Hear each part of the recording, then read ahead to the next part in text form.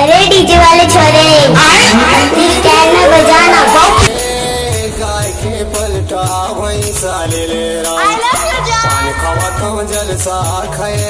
आप सुन रहे हैं डीजे राम सिंह पठान घाघरा टोला वाले। माया वाले होते बैठे लाया तेरे, सुरता वाले होते घूमे लाया तेरे।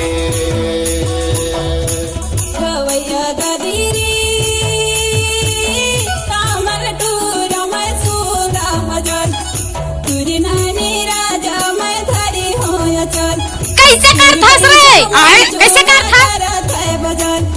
माया वाले हो तो ते बैठे लाया तेरा, सुता वाले हो ते ले लाया तेरी।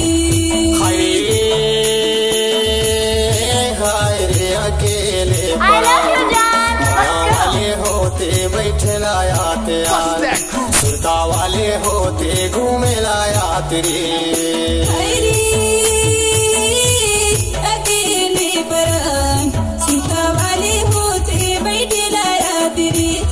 माया वाले होते ले लाया तेरी।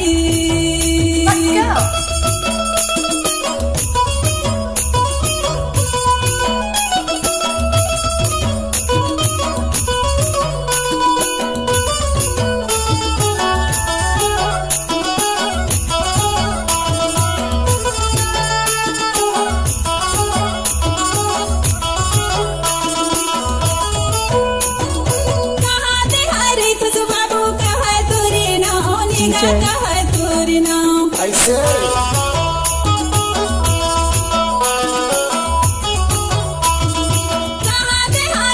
बाबू कहा तुरी ना निगा कहा तुरी ना कहा तुरी गोदी नारी कहा तुरी गाँव रे अकेले परान।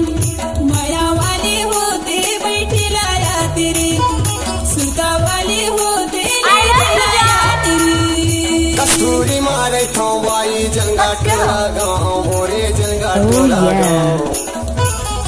कस्तूरी मारे थोबाई जंगा टोला गाँव मोरे जंगा टोला गाँव। सारी वान गोती नारी प्रेम लाल नाव रे अकेले परान। माया वाले होते बैठे लाया त्यार, सुरता वाले होते घूमे लाया तेरे।